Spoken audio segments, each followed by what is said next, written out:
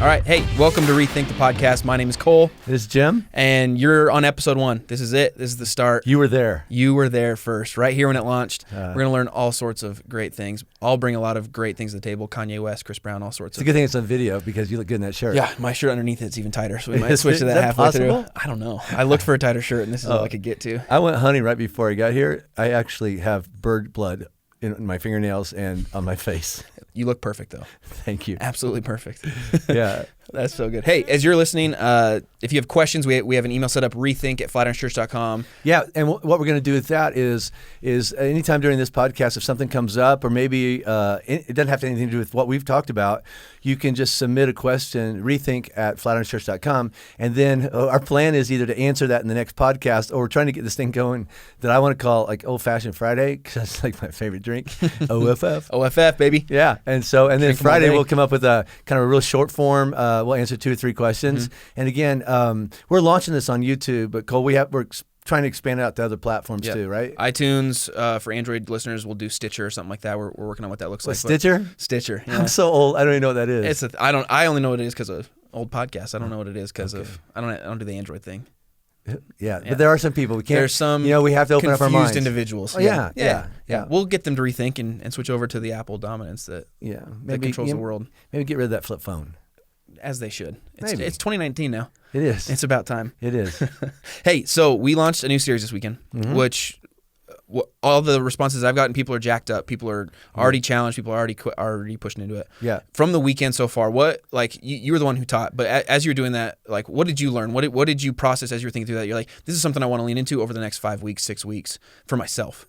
Yeah, I think that they're towards the end. I put out a challenge to the younger half of the room about being able to articulate, like, what's the purpose of my life as a man? And I'd had some conversations with some younger men, and they were really trying really hard to find that language to describe who am I as a man? What's the point of my as a man? And I think it's really important that we articulate that. And I made a big promise that by the end of this series, over the next month and a half, I want every young man, and I think every young woman too, should be able to say, I know who I am, I know my purpose, and I know where I'm going to draw my strength to accomplish that, and nothing is going to kind of pull me off course. And as I said that from the stage, I could look out and I could see people like nod their heads and go like, I want that. Yeah. Because I'm 56 and I raised my head and went, most of us can't do it either. And so we just kind of make it up as we go, right? Yeah. And it doesn't work very well. No. When did you, so do you have that for you? Do you have like, this is the mission, this is the vision, this is where I'm going with mine? Yeah. What is that? I do. Let me back up really quick, because the question you ask is like, what's the immediate feedback? And so this morning I got up early and I went to Walmart. I love Walmart. It's where I buy all my clothes. Well, Walmart before 6 a.m. is different than Walmart at any other time of the day, because those are my bros, and and there's Jim on the Zamboni, and he's like polishing the floor. But I've got a crew there, right? But I'm checking out, and so this happens all the time, and I love it. It's like, so this young man, probably about your age, in his probably late 20s, maybe 30. He comes up and he taps me on the shoulders. I'm scanning the self-check, and he says, Pastor Jim, he goes, I hate to bother you. And I'm like, no problem, man. What's up? And he says, man, I've been going to Flatirons for about a year and a half, and I just want to tell you, you saved my marriage. And he goes, God, and I said, I started interrupting. He goes, I know God saved my marriage, and he says, but I've been looking so forward to this man series coming up, and then his eyes. This is a dude in like Carhartt's getting ready to go off and work I'm gonna get dirty job, and his eyes start filling full of tears, and I said, so I asked for a little bit of his story, and I said, you got kids? And he said, I've got a 9-year-old, and this is what he stopped, and he said, and he kept apologizing. I'm like, man, it's okay. He says, and I have a daughter now, but I wouldn't have my daughter if it wasn't for Flatirons, because we would have gotten a divorce. And I said, you're welcome. But that's the immediate impact. I think that the moment that I threw out going, hey, let's run after the hearts of men, like something started bubbling up, because we're all trying to figure this out, men and women, trying to figure out, like, can somebody just explain the map? I'm willing to go. I just don't even know where to go. Yeah. And I think with that, so back to what you just said there, where it's like we're going to chase after that and we're going to see what that looks like. Yeah. I think there's both like an excitement to that, but then there's also people that are like, I'm scared to do that. Right. So for somebody sitting in that spot where it's like, I'm scared to do that. I don't want to look at that. I don't want to look at the start because I don't know what's down there. Where have you seen that in your life? Where have you seen it? It's like, I have to push into this darkest spot to go to find the hardest thing. Right. That's the King Arthur story, right? Where it's like, you have to go to the darkest part to find where there's no path. And absolutely. You have to go alone. Sure. Absolutely. So it's like when somebody's sitting in that spot, we've all been in that spot. This is too scary, but we have to press through at some point. Right. For me, when I go into a situation like that, I'm thinking like, either something really good is going to come out of this, and there's a challenge in it for me where it's like I kind of thrive off, and there's like an ego as a part of that. But there's also the part of me that's like, it's much easier to be passive. I'm still trying to figure out where I draw that type of strength on, where it's like I need to stop being passive because I do it all the time, right? What's that for you? Yeah, I think that anytime that you're like, well, you are where you are, and you want to move to someplace else, you have to ask, what's the risk of going there, and what's the risk of staying where I am, right? And so then you have to kind of off-weigh which risk. And until that's why most of us don't make any change until there's pain. Like we're willing to work on our marriage when she says, get the hell out or something like that. Or when somebody makes a mistake, or when we get caught, all of a sudden we're going, okay, now I'm willing to pay attention. And so usually people don't make change until something really bad happens. But what I want to do, the reason I went to Crucible in the first place is I was in a good place in my life. All right. So like my career was going well. My marriage was going well. I had a good relationship with my kids. I'd paid off all my debt. Everything was going well. And this is where, 50-year-old men, we throw it all away. We blow up our lives and we go, okay, now what? And so I also knew that I had a lot of dark shadows and things like that. And I had this voice inside of me going, hey, you've got everybody fooled. And it's a matter of time till you F it all up anyway. So just pull the trigger. And that's the voice I still fight in my head. I have like when you go to Crucible, you kind of pick out an animal, not a spirit animal or anything like that. Oh, great spirit! No, no, like that just represents like the tension in your life or what you're dealing with. And mine was anaconda. Not for what? Not for the reason you think. With those pants on, you wouldn't be able to know. It was the camo pants, right? But no, because it's an ambush predator, and you don't see it, and all of a sudden it just wraps itself around you and it owns you, and you can't breathe. Yeah. And that's what a lot of dark thoughts in my head were. He's like, I'm doing fine. I love Jesus. I love my wife. I love my kids. I love the Lord. I love the church. All right. And then something, and Cole, it's so weird. The triggers we have, it can be a smell. Yeah. They can take me back to some really dark rooms. Yeah. I get that completely. Yeah, and it wraps itself around you, and then all of a sudden you start spiraling down, and it owns you, and you feel like I might as well just act out because this is never ever going to stop. I was talking to a young guy the other day, and he goes, "Hey Jim, when does it stop? I should be this should be over. Like I should be further along on this." And I just looked at him and went, "I don't know that it ever stops, but it doesn't have to own you, right?" And so going back to what's the risk? The risk is I can keep on faking it, but in the back of my mind, I know I'm going to blow it up eventually. Or I can say, I'm going to go for it. And even if I fail, I fail towards a goal, which is closer to the goal than where I am now. Right. Right? Right. And so for me, sexuality has been the thing that has blown up my life over and over and over again. Okay. Those thoughts don't go away. But we have to make a different choice as they come up, and it comes into that whole responsibility thing that you talked about this weekend. Yeah. But those thoughts don't go away, and so well, let me say the thoughts don't go away, but we're able to deal with them faster. Right. Okay? But it's all about practice. It seems like a lame word for it, but no. It's the word we used in that verse today. Right. Training. Right. Oh yeah, 100%. It's training. A discipline at some point. Until it's a muscle memory. Right. I remember talking to a guy who was interviewing for a staff position here, and somehow it came up that he had spent a season of his life really struggling with homosexuality, all right? And he'd been married to his wife, Kristen, for 10 years, had 2 kids, and so he had my attention now, because here's a man who's married, and he's still married, and this is almost 15 years ago now. And he's still married, loves his wife, he's got his kids, and he works for a church, and he's doing ministry. And I said, so talk about that. His name is Toby. I said, talk about that because I'll be honest with you. I kind of went, really? Really? And he said, Jim, so I went through this whole season of my life, struggled with a lot of identity things.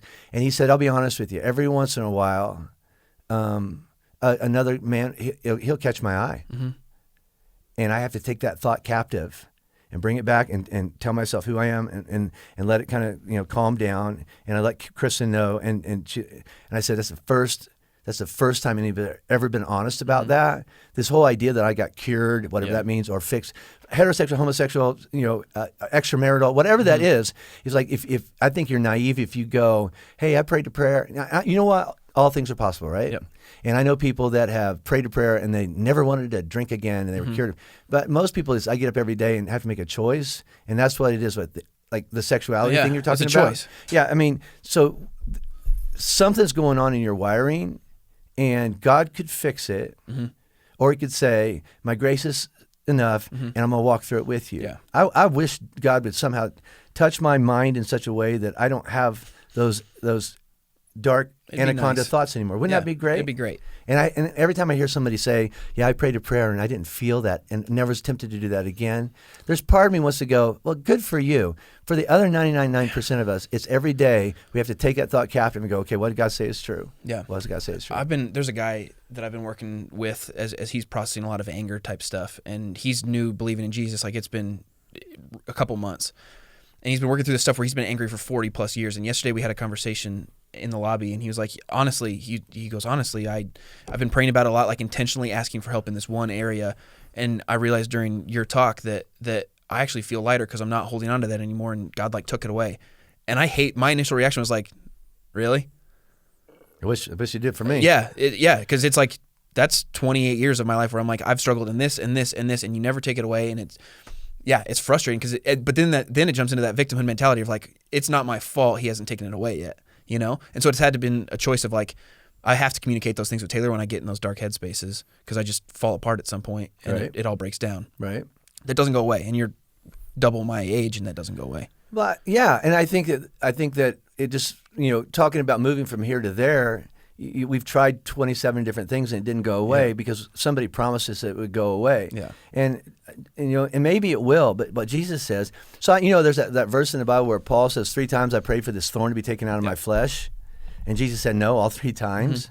I wonder when Paul met somebody on the road who had the same thorn and they say I prayed and it went away. I wonder if he went, well, because it's like I wish that I was cured.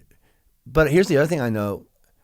So my wife has a lot of medical problems, and there's nothing more I want than for us to do life together, go to dinner together, do ministry together, go to kids' games and stuff together. It's not right. And I've begged God. People have given us all kinds of bullshit answers. Absolutely. Well, why don't you pray more? Have you done this? Have you done this? No, we didn't think of that. Thank you. Essential oils, you try those? Essential oils, yes. We've anointed each other with essential oils. In multiple ways. In multiple ways, right. But, and I've looked at God and went, hey, God, we could actually do this better if you would just fix this part of our life, her health, my life, or take away my sexual darkness and things like that. If you just take that away, we could serve you better. And his answer, for 34 years so far, has been nope. But my grace is sufficient. And Cole, I couldn't be the pastor here without my story. Yeah. Right? Right. Now, that story has the potential to blow up everything if it spins out of control. Right. But you hear people say all the time, I wouldn't go back and change a thing. I don't know if I would say that. I remember an aha moment because I had some abusive stuff happen to me as a kid, and that's not the worst thing that ever happened to me, but it led to this. It brought you here. It did lead me here. And so I remember sitting on my back porch having a conversation with God, not out loud, some weird, hoobadoo, but that's, I made that up. But I had this aha moment that says, and you can't say this to other people, so you just have to say it for yourself. If the only way to get here, to have this wife and these kids and these grandkids, this group of men and these friends, to have this church, to have this ministry, to be able to do what I do today, if the only way to get here is to have what happened to me happen to me, my aha moment was, I'd want it to happen again. Now, you can't say that to somebody like in the midst of something dark they're walking really through. dark, right in the middle of it. And in the middle of it, I would have said, no, God is a bad God. That's what I wanted to ask was like, okay, so in between those times, all that happening and then you saying like, I would go through that again to get to here. In the middle of that, you're not saying that. Not at all. So what got you from point A to point B? Like what carried you through that you can look back or like in the moment say, this is what carried me to this moment? What can somebody walking through that type of thing right now look towards right now?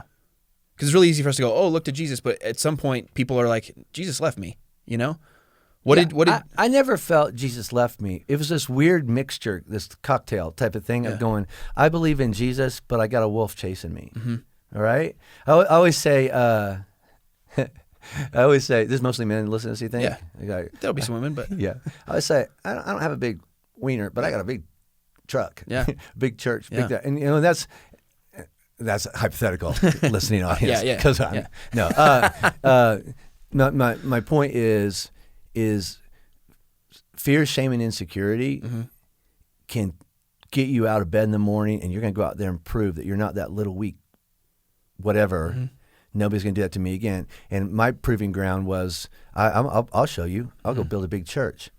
I'll go build a big this. I got a lot of people. I got this. All right. It's in any industry. It's like, I've got a big bank account. Well, I can bench press a car, or I can sleep with 47 women. Whatever that is, we're out there trying to prove that something in our past isn't true, isn't right. Okay.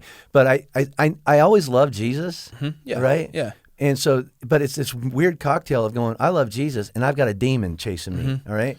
And so that got exhausting. So many people listening this weekend, though, when you said mission, though, that was their mission, that drive. Say again. Explain. So when you said, like, we need a mission that fuels our life, we need a mission that pushes our life, people use those things that happen to us as fuel to the fire for those types of things, and we get that confused with what an actual mission or goal for our life is. Right.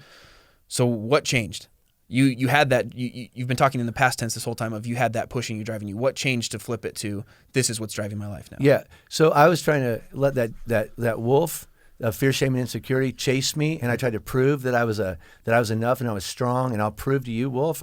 And so over a season, I actually began to believe that I am a good man, and I'm strong, and I'm enough, and this is my mission. Sovereign God has entrusted me with part of his kingdom, right? That includes Robin, my kids, my body, this church, some men that look to me for influence, and my mission in life is to lead them. I walked out of that crucible, so I like to hunt, right? And so when I was going through that, I was preparing for my first elk hunt, and everybody wants to find that bull that nobody else has found. And that bull is so symbolic because he runs the mountain, and all the other elk look to him. But the thing about it, Cole, is it's for a season. Right.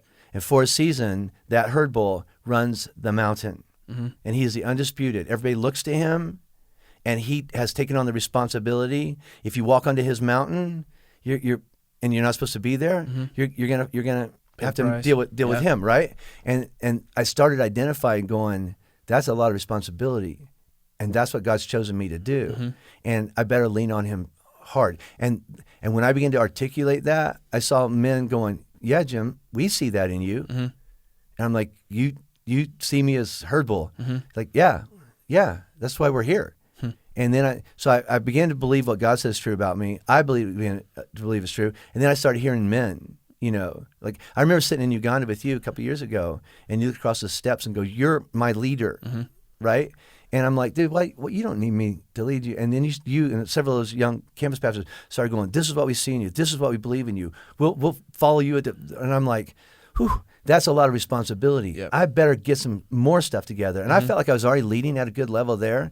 But I think that what you have to do is go, what's chasing me that I'm trying to prove is true, that God says is already true. And that's what I love. One of my favorite parts of the talk this past weekend was that picture of that initiation thing of where I hand this young man a knife and I tell him he's strong. He just forgot, or somebody lied to him or tried to tell him something different, and he believed a lie about himself. But he's strong. You're a strong man. And that's what I would say to any man out here going, you might be in the car right now. You might be, you might have just gotten fired, you might, had a fight with the most important people in your life. You're facing a bill that you don't know how to pay. I don't know what that is. Everything is the voice is going to say, because it's going to come from Satan, and Satan is the accuser and the liar, right? It's his native language. And he's going to say, see, you're not enough. You're not a man. You're not a good husband. You're not a good, And you know what? Maybe you didn't do a good husband. Maybe you weren't the greatest husband today. But that doesn't define you. Right. You're a good man. A good husband says, all right, but I'm not done. That's not the last chapter. I'm going to walk back into my marriage and go, okay, I got to own my crap. I got to fix some things. And that's what we talked about in this whole thing is, this operator's manual is, hey, chainsaws break down. You don't just throw out the chainsaw. Yeah. It's not disposable. It's really, really, really important. Yep. And so we're going to go back and go, okay, I'm going to look under the hood. That's broken. What needs to be fixed? Let's get it back online and let's use it the right way. Yeah. So there's men and there's women listening right now that have that wolf chasing them, their own version of it. Yeah. When you made the switch from letting that fuel you to letting what God fueled you, how did you see your leadership change, and how did you see things get better or things get different? I wouldn't say worse. If we're following God, it's not going to get worse, but it gets different. Sometimes it feels less clear. Yeah. Because when you know the wolf chasing you, because he's been chasing you for decades. It's like crapping your pants. It's stinky but it's mine. Yep. Yeah. It's like it's there. And it's there. So, but it's like this is all I know. And so there was a season where I had to go, I don't have a wolf chasing me anymore. What's going to get me out of bed?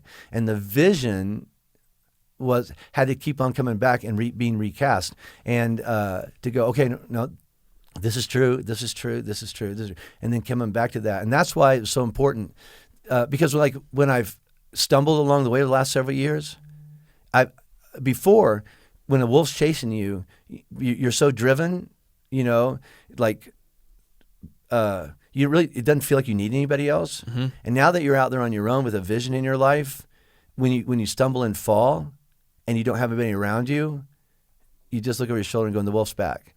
But now I have men in my life, right? Now, like my soul group, which is some other men who've gone through Crucible, and also my elders who are men that speak truth into my life. I mean, I had them up at the cabin this past Thursday and Friday for an elder retreat, and it got heated. And it wasn't about anything except I had this fear that they had lost confidence in me. And I actually said, I'd rather die. I'd rather have cancer than to think that you guys don't believe in me. And that was because some things had happened that I don't really want to go into, but it made me go, oh my gosh, I'm not good enough. I'm not strong enough. And they see it, but they care too much to tell me. And I'll be honest, I laid in bed one night and wrote for the first time ever an imaginary resignation letter. And I remember telling my son that, and he goes, Dad, no. I'm like, buddy, it's okay, And Robin was like, oh, Jim. And I was like, it's not true. It's just how I felt. Right. But those men spoke. They took my crap that I was throwing at them, and I said, I'm okay. I just need you to know how important it is. And I can't look to them for my strength, but there's nothing wrong with being surrounded by it. Yeah. Absolutely. Yeah. Absolutely.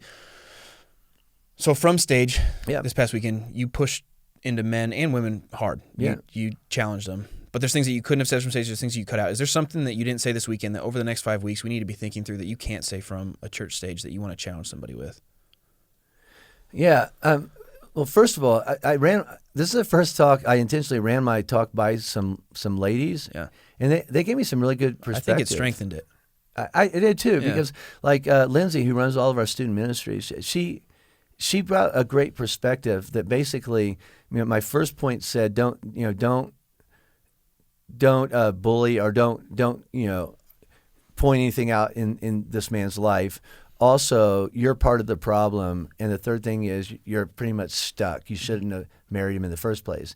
And that made me think it's kind of a damned if you do, damned if you don't. And the last thing I want women to do is to look at him going, yeah, he's not going to change. And I'm stuck. Right. But she can't change him. And a wedding ceremony can't change him. But God can. And that's where I wish I would have had more time to go, can we just stop there for a minute? Because whatever's going on in your life right now, it doesn't always have to be like this. But it's going to have to take some really heavy lifting by you or both of you. If one of you will do it and the other one won't, it's going to be harder, but it still needs to be done. And I wish I would have had more time to develop that. The other thing is I think that I wish I could have I wish I could have spoken to that younger, under 30 crowd of men and just very carefully spoken. I wish I had a whole talk to go, you are being fed poison. And it feels okay. It actually feels right. It feels good. It feels, I don't know. It will not sustain you. And a day is coming when it's going to fall apart. Men and women, we're different. We're not the same. That's not about value. We're different, and what feels like right now is if I can just be. This is going to sound horrible. because it feels like I'm indicting women, and I'm not. If men can just act like women, it feels like that we'll all get along better because we're all acting kind of the same. Yeah. And women don't want men to act like women. All right? Because we're bad at it. All right? Because we're not them. We're not them. And it's like we don't want women to act like men, not because we're not threatened by it or something like that. It's because there's this, I don't know, when we figure this out, the complementarianism is so good. I need someone different than me, because someone different than me makes me better, and me different than her makes her better, and then we're better. And it's not. I'm not saying you're half a man if you don't have a woman. You're half a woman, right? But it's a balance. But I really wish I could have leaned into and just started, and maybe we can do that over the next few weeks in here. Going, let's just start poking at some of the stuff that's being shoved down our throats. Yeah. That says you're a hateful person, you're a bad person if you were to even say that. I mean, I made a statement, facts don't care about your feelings, and I took Ben Shapiro's name out of it because you'd isolate half the room with it. Well, because just as a pastor, I don't want to get political because it'll hijack it. Yeah. But whether he said it or not, it's true. The truth is, God created this world. He created men like this, women like this, and marriage works best like this. And that's his idea. And we can do different versions of it and pull it off, but it won't be as good as what God had. Now, just because you're a Christian doesn't mean you have a great marriage, right? And like I've always said this, I believe that heterosexual marriage has done more damage to the institutions of marriage than gay marriage has, just by sheer numbers. Yep. All right? But just because he's a Christian, don't marry him. But if that person on the other side of of this equation, if they're not saying, at least we're trying to run after the same big main thing, Jesus. All right, it's gonna be a struggle. Yeah. Right, because you have different goals. Yeah. And you either have to give up part of those goals to make him or her happy, or you have to run without him, and then that separates you. Yeah, and when your mission isn't the same, you're both going in two different directions, pulling each other the other way. Yeah. That's great. Yeah. Let's talk about that the next couple weeks. Let's do it. Cool. Yeah, so if anything has come up, in this conversation going, hey, I want to hear more about that, or here's a situation I'm dealing with, or what would you do? What advice do you have for me? And I'm not really good at advice giving. I can give perspective. And probably throw something out. Whenever Jesus was asked for advice, he'd usually answer it with a question. So that may be what we want to do. Yeah. But just send that in to rethink@flatironschurch.com, and we will get to as many of those as we possibly can. The other thing is just feedback going, hey, so I was listening to you and Cole talk, things like that. It seems like I was expecting you to say this, you didn't say this. Can you elaborate on that? Or I'd like to hear more about this. And kind of let the listener say, I want to hear more about that. I want to hear more about that. Or how come you never talk about it? And kind of let that fuel this. Because it doesn't mean Jim and Cole's great ideas. We have a lot. Well, that would take up several podcasts, Cole. For sure. But we have to be humble. I'm working on it. I am too. Yeah. I really am too. But so, and I don't want this to just to be about the latest series that we're doing at Flatirons. We're using this whole operator's manual maybe to launch this thing, but I don't want to be limited to Flatirons. I don't want to be limited to what I'm teaching about, but I do really want to go after what is the mission and purpose of my life as a man, how to get off track, how to get it back on track, and then where do I go from here? Yeah. Because this is where we are. Yeah. Right? Wherever you are listening to this right now, this is your life. Yep. And I forget, some wise person said, your life has worked out perfectly to end up as it is right now. And if anything has to change, you have to rethink some stuff, especially the vision for your life. Do you want that? Because we all say, I want to get in shape, but we eat Doritos. So it's a great idea, but it doesn't do anything. And then we have to develop a strategy. Yep. We have to, to quote Jesus, we have to build a house on a rock that doesn't fall down over and over and over again. Yep. But it starts with we got to rethink everything. And that's scary. It's dangerous, but it's worth it. Yeah. Welcome to Rethink. Here we go. Nice.